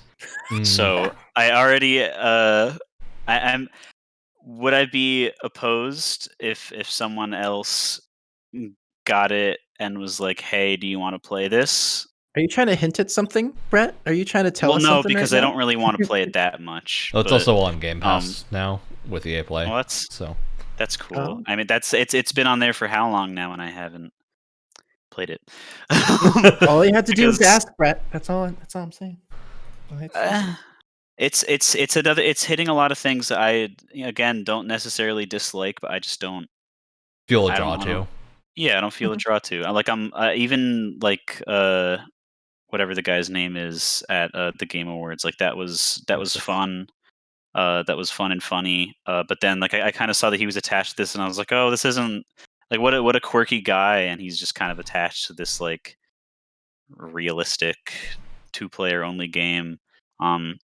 So this is where picky mode gets turned on, and I'm just wait. Are you talking about realistic in terms of like art style? Because it's like fairly, it's pretty exaggerated in terms of his nose is pretty exaggerated. Get a load of schnoz on like if you look at the character models, I don't think they're going for 100% realism. To be honest, they're going for as realistic as they can for their like budget. They're not going for like it's a little stylized. I think it's like realistic with like a layer of like stylization. Yeah, but like the scenario of a prison break is not that fantastical. I think that's part of what I was talking about as well. No. But I mean, it's something that's like super. It's a situation that's super like small and an interesting like challenge to overcome. But for you, that's true. Wow. I thought you were gonna keep going with that and do something, Brett, and then you just stopped, and I wasn't expecting it. No, I was disappointed that you didn't shut me down more. Well, no, because that's the thing about being indifferent is that I don't care either way. I'm indifferent. Riveting. Oh. I'm sorry. What riveting I can pretend to get more mad if you want, but geez. Here, I'll get more mad about little stupid things later. After this game, that's when I see a couple of games on this list that I feel like you could. Oh yeah, we're about to go into what I call the jank zone on the way out. So there's like, let's start with Technomancer, because I think Technomancer is the one that kind of suffered the most. This game, for people that don't know, the Technomancer is a Spiders game, and Spiders is a studio that makes AA RPGs. They're squarely in that Eurojank space. They tend to do a pretty good job for what they are, but it is what it is. Like, you're playing a Spiders game, you're going to be playing a Spiders game. We're watching the gameplay trailer for already. Technomancer. This looks like Detroit Become Human. Oh, what just... I think the interesting thing with this is the... When did this game come out? Gameplay trailer. Like 4 years ago? 5 maybe, at this point. So yeah. It's pretty far back. It's also maybe with a very, very low budget. So yeah, this is that... I want to specify, this is the gameplay trailer. What have we not seen? That. We're 7th of the way through and no gameplay. So I think there's mistake number 1 with trying to sell your indie RPG is, I think people that play RPGs tend to not care quite as much about the setting. And especially seeing like character interactions outside in the start, because that's something that you'll get to do. And now, like even then, You know the what? reveal that this was the lead up to the character creation, not that impressive to me. You know what though? It was pretty slick showing all that footage, and then it's like seamlessly transitioning into the character creator was a nice touch. I want to give him a little bit of props. But it took That was a kinda full cool. minute, Wyatt. If it was like a minute and a half shorter, then it would have been cool. No, it's cool. It gives you this little intro to like the world, and then it goes into the character. Look But at this is the gameplay. Cool. There's real gameplay now. Okay. Now there's actual gameplay. So that's my biggest issue with this, is that because it's labeled as a gameplay trailer, that's lead up at the start feels really, really disingenuous. And if from playing this game, I do not recall that being the way the game starts at all. I don't think that happens. I could be wrong, because it's been 4 years and I believe I refunded this game. Wait a second. Wait. So they showed off making a character, and they're still just the guy with the default. Oh yeah, no, they're default, man. Don't question it. You know what? If this was, I feel like the biggest issue with this whole thing is that it just wasn't labeled properly. Like if this was a reveal, right? And it was more like the title and the purpose of it was more like, here's an entire overview of everything, it'd be fine, because they gave us a little bit of the world at the beginning. They showed us a little bit of the character creator. They're showing us snippets of actual gameplay. You've got the developer kind of talking over it. Like it's hitting all the beats. I just think calling it just a gameplay trailer, is a little It's misleading. disingenuous, because it's just like the percentage of gameplay to cutscene we've been seeing is they're cutting it like a little 10%. too much, which makes me suspicious. Yeah, you know what I mean? should Like be. they're not letting it play out at all, which is a little off-putting. Yeah, frightening. Let's see if. Yeah, here's some actual. I think they're going to stay on this for at least a moment, but the proper gameplay sequences of the actual combat, I think, look a lot better until you see the kind of collisions don't really line up super well. Enemies aren't reacting to hits like at all. It feels like if Skyrim's combat was third person exclusively and zoomed out like that. That's a good way to put it. And I do want to. We're throwing shade at Technomancer's trailer right now. Technomancer as a game is super solidly in that like 7 out of 10 Eurojank zone of being good enough to finish the game if you're really interested in it, because the writing is pretty decent. The writing's pretty good for an RPG, which is kind of like the primary thing I think people who play these Eurojank games look for, is so long as the writing is good enough to carry it, you can kind of get your money's worth. But it's also extremely grimdark in a way that I think people don't like.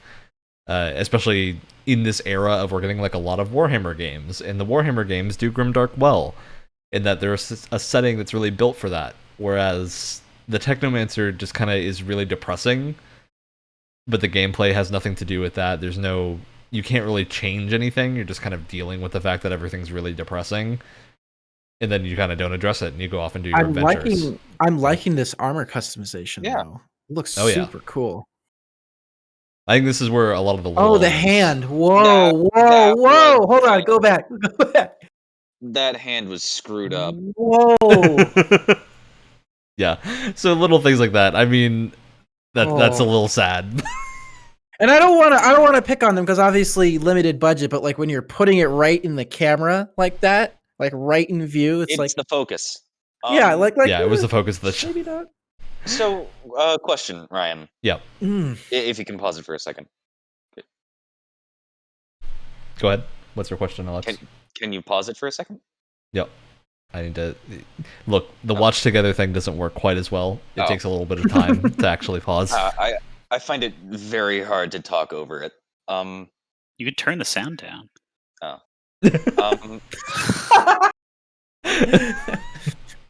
Alex, go ahead. What was your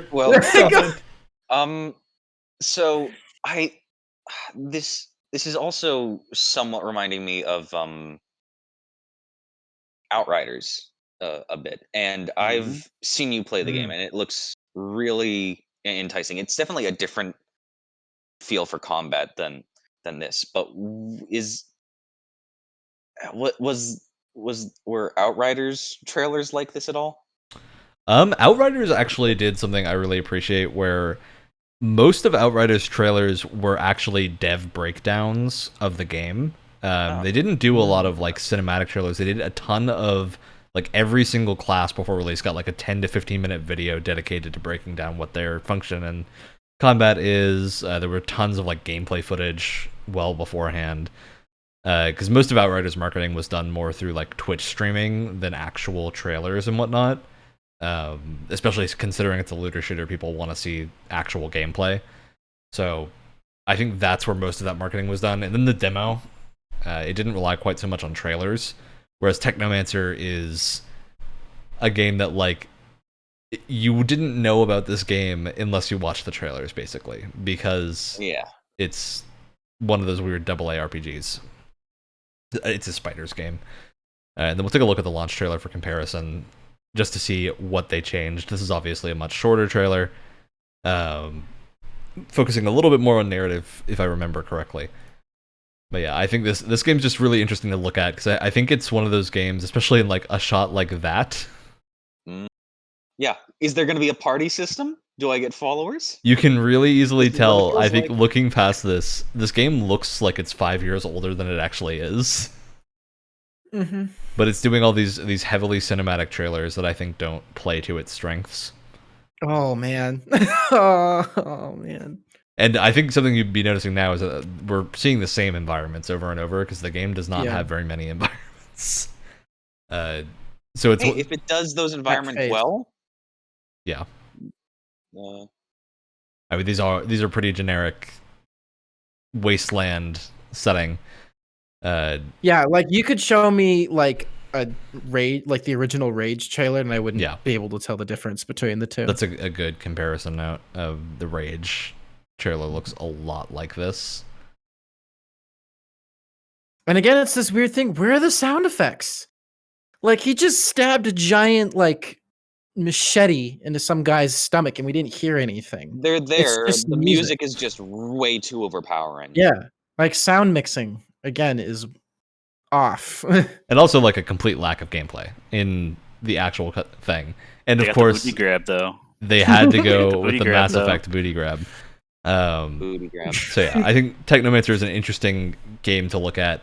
I don't think we have a lot of breakdown to do on this, so what I want to go to next is the next game that Spiders worked on, which is called Greedfall. And Greedfall, to me, is a much better showcase for their talent, because immediately the difference I think you can tell looking at this, it looks way better in nearly every way. And they're actually fidelity means nothing to me. They're telling you what the game is about. We see UI in the fights. They're letting actual gameplay bits happen. So let's go about halfway through on this, because we don't have the. And immediately the environments are a lot more like interesting to me. And they shared uncut gameplay. Like that's always the sign of confidence to me, is when one of your trailers is just uncut gameplay. Because that tends to mean that you're confident enough in showing your gameplay that there's no invisible hand making things look better than maybe they are in reality. They're just showing it as is. Yeah, especially when they're showing stuff like the looting and whatnot. I think this is definitely is a very bold choice, just to see your player character just clip right through the carcass in your gameplay trailer. It's a dead enemy. You don't expect them to still become. No, I know. It's just. I think the game too. Yeah, that's actually something. I'm not saying it's bad. I'm just saying I think for a trailer, I feel like most of the time you would try and. I don't know how the rest of you feel about this, but something I tend to actively look for in these types of trailers is moments like that where something clips, or you see something that clarifies to you you're seeing actual gameplay, and not fake dev gameplay of in-engine stuff. Yeah. Especially, like I just saw the cape kind of a clip through. The cape's doing some flutters right now, but that's fine. Yeah. Well, yeah. Also, and I was about to say, like, just the animation, like the. Is there the weird movement. frame rate stuff going on? Yeah, there is. I think that's just the watching thing. Also, oh man, because I don't get motion sick when I play games, but the screen shake when they're just walking around is a little sickening. Yeah, it's a good example of just the walkthrough. And it's not shake; it's like sway. Like there's a difference between shake. It's like head bob, sway. but the game is in third person. So yeah, it's a little off. But yeah, I think this is an interesting comparison compared to Technomancer, especially if we look at the more trailerified gameplay trailer. I want to take a count here. Already. A count here as to how many seconds it's going to take for them to show gameplay in the gameplay trailer. We're at 15, and then we're seeing some gameplay, but I want to see combat, and then I'll mark versus our Technomancer clock how long it took them. Oh, there it is. All right, 25 seconds. Creation is gameplay. Also, I've played a little that was the bit amount of of time game. too. The character creator is not very impressive. I mean, that's a part of it being a AA RPG. Oh no, I know. I just. And then like showing what I really appreciate about that is that they show the stat screen. Like that to me is your way of saying that you've got an actual RPG here. Mm-hmm. And you know why people play RPGs is that like stat crunching, you know? Yeah, it's a big aspect of it. Ooh, that was a cool little twirl. I think especially here, the combat actually looks impressive compared to Technomancer. Like enemies are reacting to hits.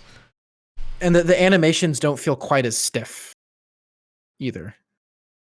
Yeah, so I think this is in general just a much better showcase of what they're doing. This is very the world reminds me a lot of Fable. By the way, I think that's a big inspiration. Yeah, it's stuff like this I love too, where the pauses and looking around. But yeah, I think it's interesting to compare this to Spider's older work because it shows a very vast improvement. Yeah, they're letting gameplay clips continue play out. Yeah. So this is always something I like to look for with any kind of, especially lower budget games, just seeing what the gameplay actually looks like in motion and not just doing those static Technomancer-y flashy sequences where they're trying to kind of do the Batman Arkham thing where they show bits and pieces of combat but never actually a full scenario. And that worked for Batman Arkham because it's a Batman game. Mm-hmm. It's not going to work for the lower budget indie game. Or not indie, but AA. So yeah, I think these are just interesting to look at, especially from the point of view of them being the main purpose of marketing of these games, because Spiders, unlike some of the other devs, is, especially with Outriders comparison earlier, didn't do a lot of like extra dev advertising of just like gameplay and whatnot beforehand. They did a bit, but it was far less than something like Outriders or Destiny does, like their devlogs and whatnot. So I think it's a scenario where for these games, I'm hesitant to say how well these would attract new players. I think for Greedfall, it does a pretty good job just because if I'm looking to play an RPG, that just ticked all the boxes that I want to see in an RPG. It has enough flash for people who aren't as into like the nitty gritty, though. Like I think it has a good balance of like, here's some just general nice looking like shots that might be from the game, and then here's like the more in-depth stuff. So I think it has a good balance of those two things. Yeah, I agree. All right, Brett and Alex, what are your consumer opinions on Technomancer and Greedfall?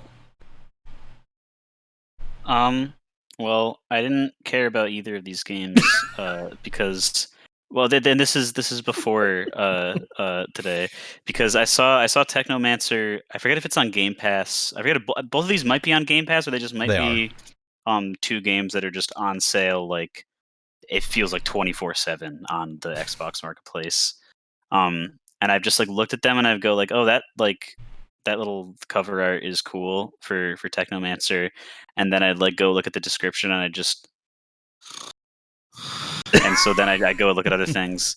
And then for Greedfall, I just went, that name is stupid, and I didn't look into it anymore because I think SkillUp did a review on it, and I was like, yeah, okay, that looks about right. But actually looking at trailers for both of them now, and as someone who really doesn't I didn't even say it was a bad game though. Well, but it was uninteresting to me, the way he described it. There were things that were in it that I wasn't interested in. That's fair. But seeing those trailers kind of flip that around, because I'm not someone that really needs every single. I don't really care about the polygonal fingers as long as the game is actually good. And it looked like even Technomancer was like pretty interesting. Like I would probably get that for like a sale price or something. And now that I've actually seen what Greedfall is, and like the gameplay looking like that does, I would totally be up to give that a try, because that looks like a pretty unique setting and a pretty cool looking one at that as well. As it feels very sort of Dragon Agey, but with a colonist vibe to it. Definitely. That's a lot of Which what they were is- going for. Which is something that I'm also like absolutely for theme wise, and also theme wise, with Technomancer. I'm not a big fan of dystopia sci-fi, I guess what it is, or techno magic themes. Techno apocalypse. Yeah, techno apocalypse, and just overall the themes in the game have me uninterested. Whereas, and like we've watched them before, the trailers, all of them really didn't do a good job. Both trailers here for Greedfall, I think, are doing a really nice job of showcasing the actual end game product to interest people in. I think it's a lot more my speed as well. I think the edge it has too visually is like it has this really interesting, like it's not just like medieval fantasy with like a lot of heavy armor. It's this really interesting, like it has like a lot of like French, like sort of historical French kind of outfits, which I think kind of helps it kind of stand out, because you don't see a lot of like the crazy, wide brim hats with the feathers and that kind of thing. And I think that kind of helps it stand out a little And bit. what you were talking about earlier before, the character you've played it, the character creators, not It's not I too mean, it's shabby. fine. It's fine. But yeah, the character creators fine by AA standards. But then they show all the equipment customization, Yeah. and that really has me interested now too. Yeah, I definitely Because agree. I think Greedfall did a much better job of selling itself as a game to people that may not have been interested in it initially.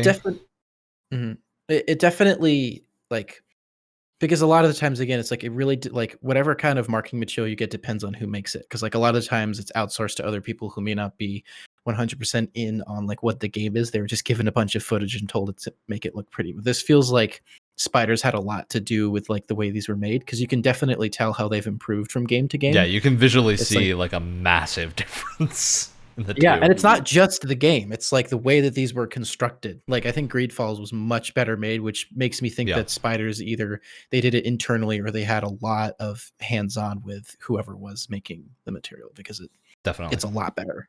I think Technomancer clearly was going for that more cinematic approach that we talked about before.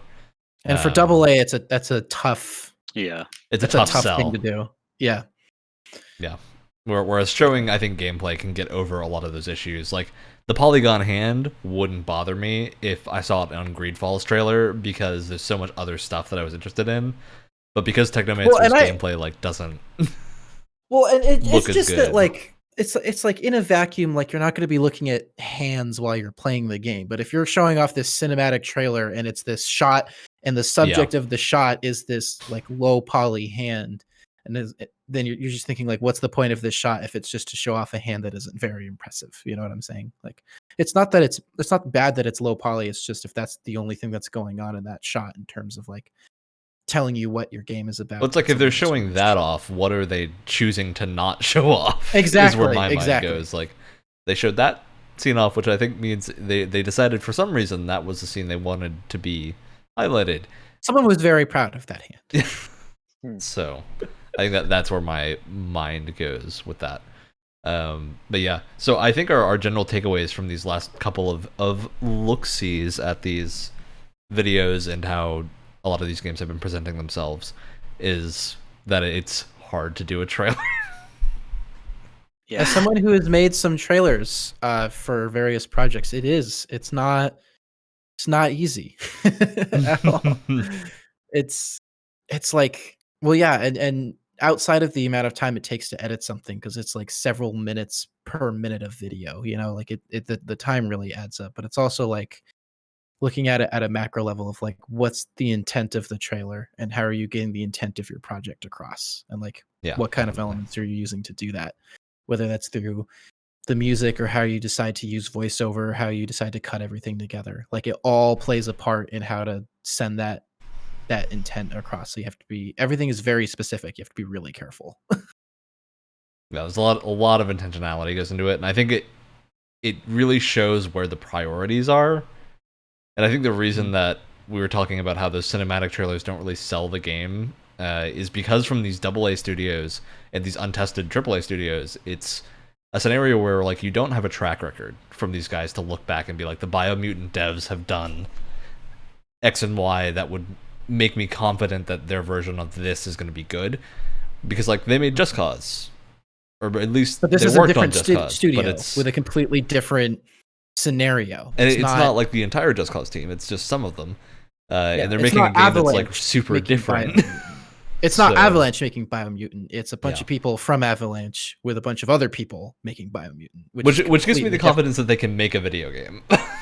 Yeah, but not necessarily that they can make this game, because it's not the same. I mean, if you know anything about Just Cause, it's not the same game. So yeah, I think people tend to forget how much power name recognition has. I think the example is that like when I hear that a Sony first-party studio like Sucker Punch is publishing a game, I don't really need to see footage of the game to know that I'm going to be interested in it, because their track record is so good that I'm already aware I'm probably either going to want to get it or not be interested based on the theme, if it's just like a theme I really don't care about, or a type of game that like if Sucker Punch went and made a battle royale, that'd be a hard sell. But if they're doing it's like if single player thing, Respawn went off and made a battle royale. Oh, why? It's like if Respawn went and made a Star Wars game, especially like one with Dark Souls style combat. Yeah, it'd be like if one of the Halo devs went and made their own version of an arena shooter with a bunch of robots and sci-fi and oh no, that game's terrible. But like, let's not even make it like a first-person shooter. Let's have them fly above all the action and then you don't have to do anything. So horrible! Oh my god, I don't remember what it's called. Disintegration. I don't even know how I remembered that, but that's impressive. That was some impressive memory there, Wyatt. It's left a very unfortunate mark on you. I can't remember half the characters' names. I can't remember half the characters' names I play in games I actually like, but I remember the name Disintegration. Traumatized you. Well, because it disintegrated your faith in those people. So. Oh. And I think it also disintegrated the studio. Deserve a bonk? I'm pretty sure that disintegrated the studio. Equal bonks, Brett. Equal bonks. Come on. Fine. All right, there you thanks. go. Good. Get bonked. These bonks need to be evenly distributed. I think especially in these scenarios where these devs don't have the marketing budget that a larger studio would have, it shows when a trailer is more cinematic. Whereas we saw with like the Daemon X Machina trailer and the Greedfall gameplay overviews that it was a lot more. It felt like the devs were making those to showcase the different things that they had done, and less that they were making them to like sell the concept of the story, which for a video game I think is a better approach generally. Of you want to be marketing to people that will potentially buy your game, and the best way to do that if you've made a good game is to show them that the game is good. There's the kicker though, it's if you made a good game. If you're not confident you made a good game. It goes back to what you said earlier about confidence, and I think that's the most important thing that you need to like show while you're showing off your game is like, we're confident enough to just have the press play our game for 25 minutes and just have the footage speak for itself, rather than to put it out there. We're going to curate every second of footage that you see to make it look as cool as possible. You know, and it's like, we're obviously, when you do that, you're going to be hiding a lot and you're going to be like tweaking things a lot. And so it makes you, in the back of your mind, it's like, wow, this looks really cool. But in the back of your mind, you're questioning like, why are you doing this though? Like, why not just show us the game? We're confident enough to only let people try our game on PC and completely block any console reviews. I mean, I actually do want to bring up Cyberpunk here, because I think Cyberpunk was an example of marketing that was done extremely well. Too well.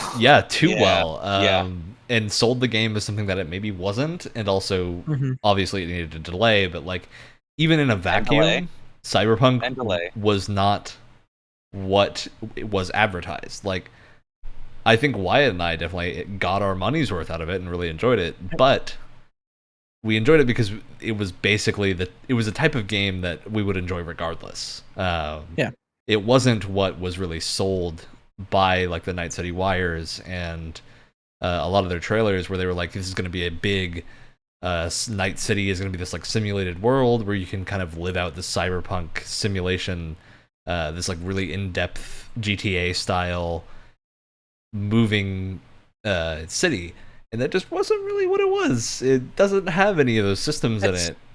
They were going more like RPG when it was more of an immersive sim type of. Well, not even RPG. They were aiming for like a mix of tabletop RPG and GTA, is what it really felt like. Yeah, that's a good way to put it. And that's not a market that really existed or not stuff that existed in the game. I wish the simulation wouldn't crash every time I tried to enter the center city area. Yeah, that would definitely help. And it's sad that it turned out that way too, because I wish, like, after watching all of the Night City Wires, I wish more marketing would do those kind of like dedicated live streams where it's like we're gonna dedicate this live stream and this amount of time to talking about one aspect of the game. Like today we're going to talk about weapons, then we're going to talk about vehicles, we're going to talk about the music, we're going to talk about the way the world works. And yeah, like Ryan has said, what they showed us kind of was a little misleading in terms of what the game actually is. But in concept, I love that so much, because you're just being super, like, in theory, you're being super upfront and just being like, this is what the game is. We're going to spend a certain amount of time just going through different aspects of the game and like things that players actually care about. Because that was what was cool about Night City, the Night City Wires, was that it's like, you guys care about the guns in this game. We're going to have a whole live stream dedicated to like the way the guns are designed, the different types of guns, how they work in combat, how you can acquire them, that kind of thing. It's so, in concept, it's so cool. It sucks that Cyberpunk was the example, because it was kind of misleading as to what it was, but in concept, I want that to be used a lot more. Yeah, especially because the Night City Wires are basically just like high budget devlogs that showed off especially areas of the game that wouldn't normally get spotlight, like sound and music. I'd really like to see more of that style of thing for the games and studios that can afford it. Absolutely. Yeah. That's the big thing there, is that that's expensive to do. And there are alternatives. You could do the more Warframe or Halo, or not Halo, Destiny style approach, where you do devlogs and be a little bit more transparent about your design process and whatnot, which works for your existing player base, in my mind, but I don't think it's going to help you capture new players. Like, I will say, to that point, I feel like the way Bungie does it is a little too like curated and polished for something that's supposed to be super informative. Yeah, but I'm just using them as an example. I don't want to go into detail. They're like the Apple, like, here's our new iPhone. They use a little too much marketing speech. I think the Warframe one is the one that is more apt, but at the same time, the Warframe one, I think those really specifically appeal to players of the game currently and keep them around. I don't think anyone's gonna go see that Warframe is streaming on Twitch, like 4 developers in a room with a whiteboard, like marking stuff down, talking about design decisions, and people are gonna watch that and be like, "Oh, I need to play Warframe." I think it's gonna be people that are already playing Warframe are gonna go and be, "Oh, this sounds like a cool system that'll have me come back in like a month to play this new character or something." It's my 3-year check-in. What's changed? Exactly. Exactly. Which is great for that kind of game, because like that's what they want. They want you to come back when there's new content, so that way you might spend some money. If not, you're engaging with the player base and like keeping the player base active. So that's what they want. Whereas with Destiny, it's a little bit of a different situation. Of they're kind of trying to placate the player base right now. That's what it seems like. Alex. Right now, constantly. All the time. Always. They never stop making bad decisions that they have to recover from. We love you, Bungie. Please do better. Bungie, we're assholes to you because we just want you to do better. We care. I say this as someone who is not going to stop playing Destiny no matter how hard I try. You've got a problem. I stay silent as someone who has already stopped playing Destiny.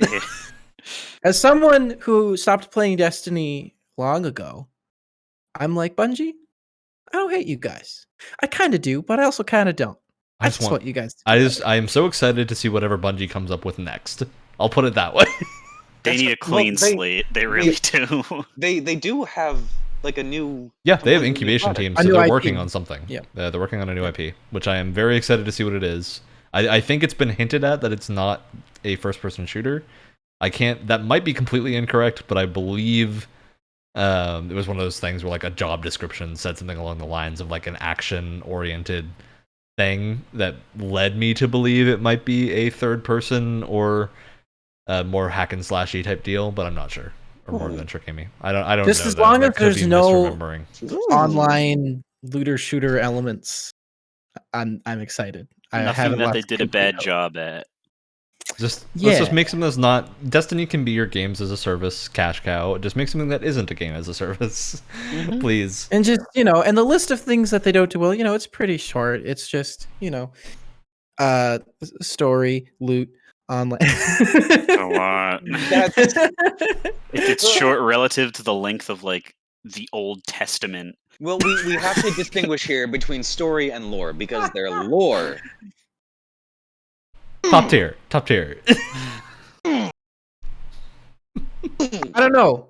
They haven't made me care enough to go and read it, so I feel like that says something about their lore. But yeah, I think we gotta close out the Destiny discussion, please, because it's heavily unrelated to anything we're talking about. It's like releasing the hounds. It's like you have that word, and then the gates open, and then we just. Would you like to hear about the fall of Tora Bottle? What was that? What was that hammer? What was that towards? Was that just at that was Bungie? Getting Destiny out? That was getting Destiny out. Oh, I thought that was at Bungie. No, Destiny was getting bought. No. I would never, ever hurt Bungie for anything that they've done. Thanks, Brett. Anyway. Thanks for confirming that directly to the camera. That makes me very happy. You sounded very convincing. Because I meant it. All right. So, yeah, I think in general, with the marketing discussion that we were doing before the Destiny talk, for AA games, it's just really important to be transparent, in my mind, as to what your game is, because that will get you players that will actually like your game. Whereas what I've seen a lot with games that try to do that cinematic approach or do the approach of trying to get as many players as possible is people will get the game that don't like the game. And especially if you only are available on like Steam or something that offers refunds, a massive percentage of your player base is probably going to be refunds. And that's not a good look, especially because those people can then all make reviews that will impact your game as verified sales because they bought the game and refunded it. So, or you get some people that come on a podcast and talk about it. The worst kind. No, we don't like those Why are you people. even listening to us? So yeah, I'm just kidding. Please stay. I definitely think. No, what are you doing logging off? Come back. Alex, do you need to tell us about your marketing sins? Did Destiny's marketing work on you? Is that? Yes. Yes, it did. Is that what happened? 100%. I forget what they did wrong. So I think the takeaways from this episode are just do what Destiny does. Well, Alex will play. I'm so glad I didn't take a drink before you said that. Otherwise, my entire work space would be a mess. Well, I legitimately, and God, I hope this isn't brainwashing. I legitimately don't remember right now what they did wrong. God, I hope this isn't brainwashing. Not because you are their favorite customer. not because of my absolutely undying hype for the baby fallen burritos, because my God, those things are amazing. You are their favorite customer.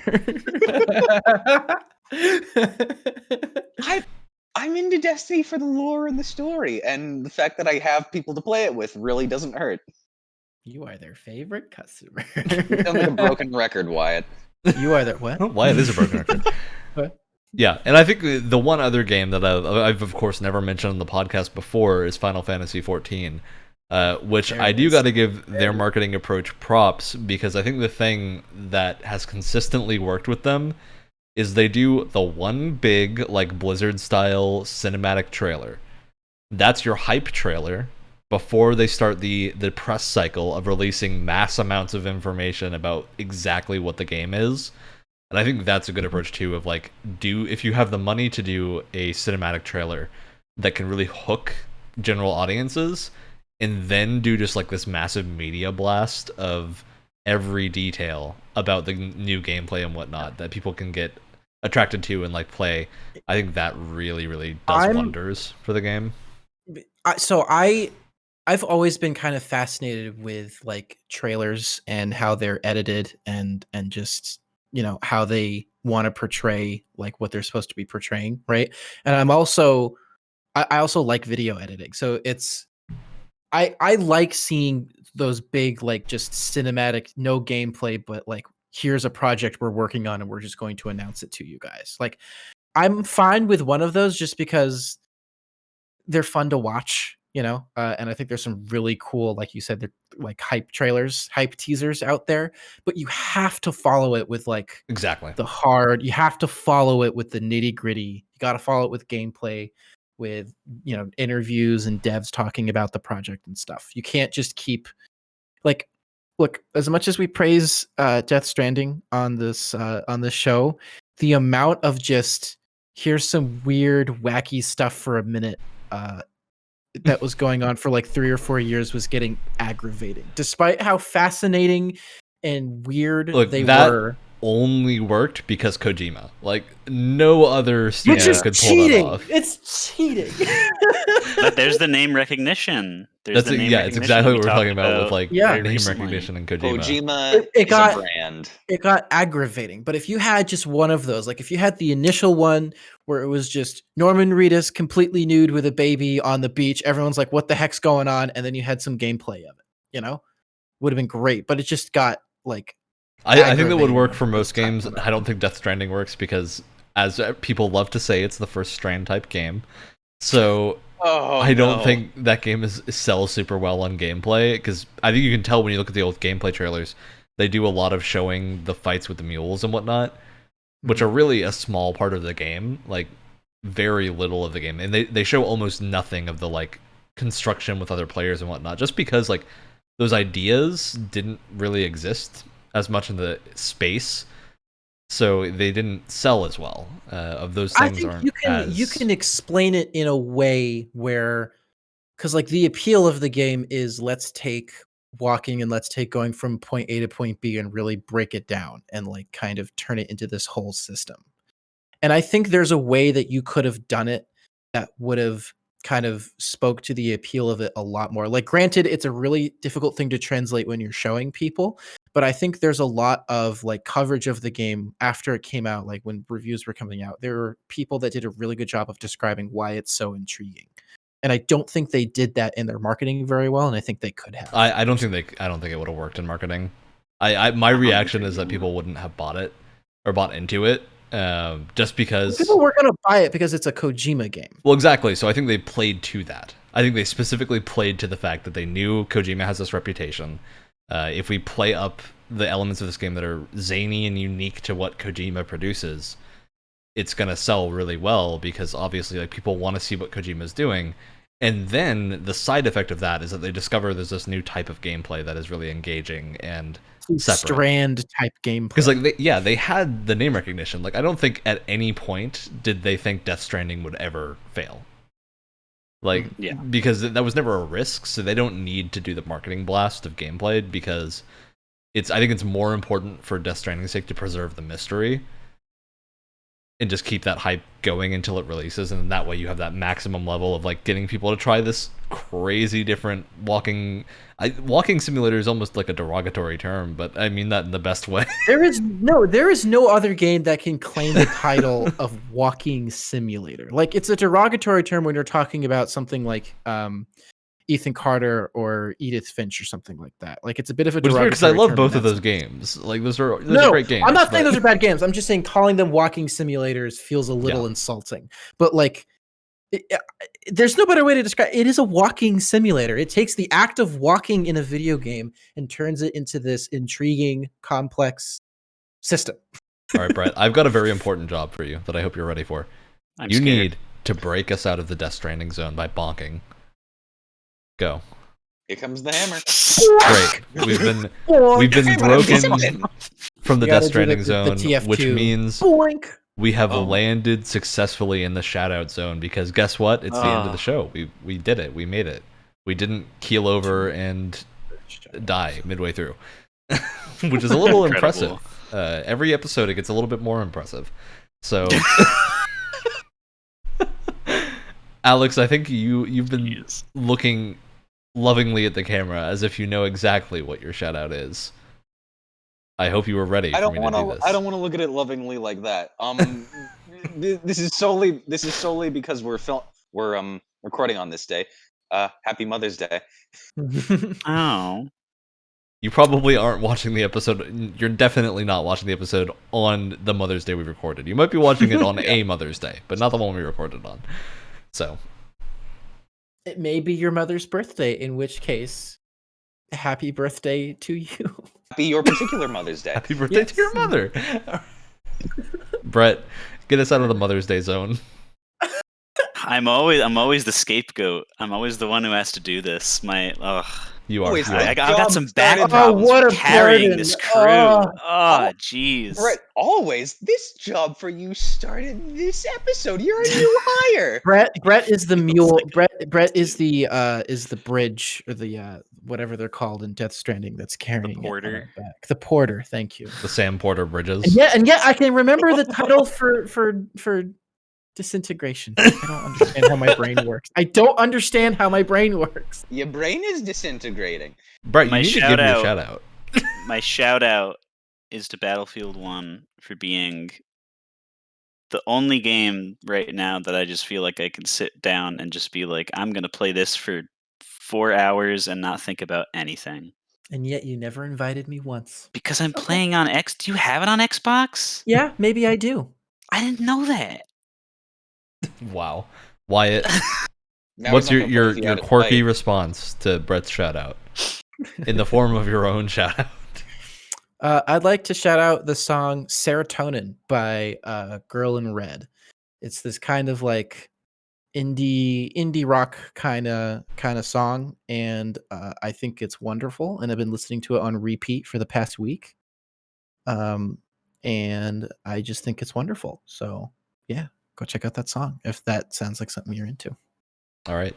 I got to give a shout out to Brett, because after last week, we learned some choice information that is really colored the oh yeah, the first anti shout out. It's not the first anti shout out. We've had those before, but this is the first shout out that has become a wholly different thing.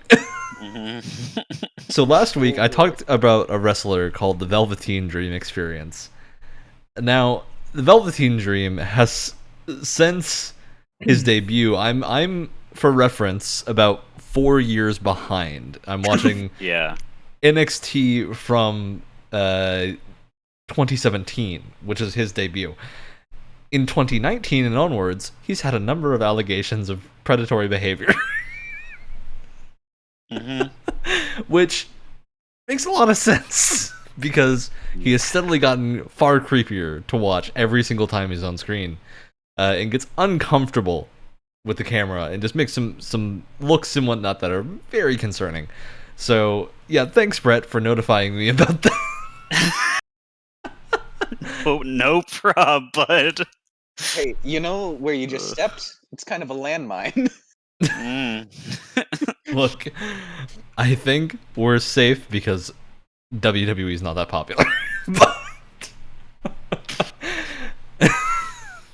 Jeez. The overlap of WWE to our podcast listeners. But yeah, Velveteen Dream. You're right. Kind of creepy. There's proof out there, and it's very concerning. So it's concerning how that he's they also just let still go contracted. of other wrestlers that are wrestling, and they keep him, who is not allowed to be on television because of all of these allegations, and they refuse to let him go. It's and pretty you know cool. what? Maybe it's all just in a super Pretty cool. advanced like galaxy brain ruse. Velveteen Dream's still weird character. They took it too far. The allegations are not part to build his character up for the next match. Look, Do not pull that. Look, Oh my god. apparently the gimmick was What are you, supposed to some be sort of like apologist? a prince style character, but he really just comes off as a predator, and it's very uncomfortable. It's extremely concerning. All right, with that, we've hit the end of the show. It means I can do the shilling that we need to do of, hey, go subscribe to the YouTube channel so we can get a custom URL. It's Double on Radio Gamescast on YouTube. Episodes Tuesdays, 7 a.m. Note for next episode, because of scheduling, we're having to record the next 2 episodes back to back, which means the one that comes out next week will be a week behind. We're not going to be talking about news or anything. It's going to be a little bit more casual. So be aware of that. Next episode, it's going to be recorded tomorrow, so it's not from that point in time. Wyatt, you've got a finger what up. that does mean is that the news that inevitably changes and or comes out after we record this episode, we will actually be able to address this time. It's not So going to that'll be happen. I pretty can fun. guarantee you there will be no Look, news. look. Let a man dream. Okay? The Just let a man universe dream. knows, Wyatt, that this is what has to happen. With that, the episode's over. We're ending. We did it. My God. You said We got 20 seconds left on the clock. You said more casual. That means I can finally loosen my tie and unbutton the top button of my collared shirt that I am definitely wearing. For those of you who are only listening to this, You'll never know that he's lying.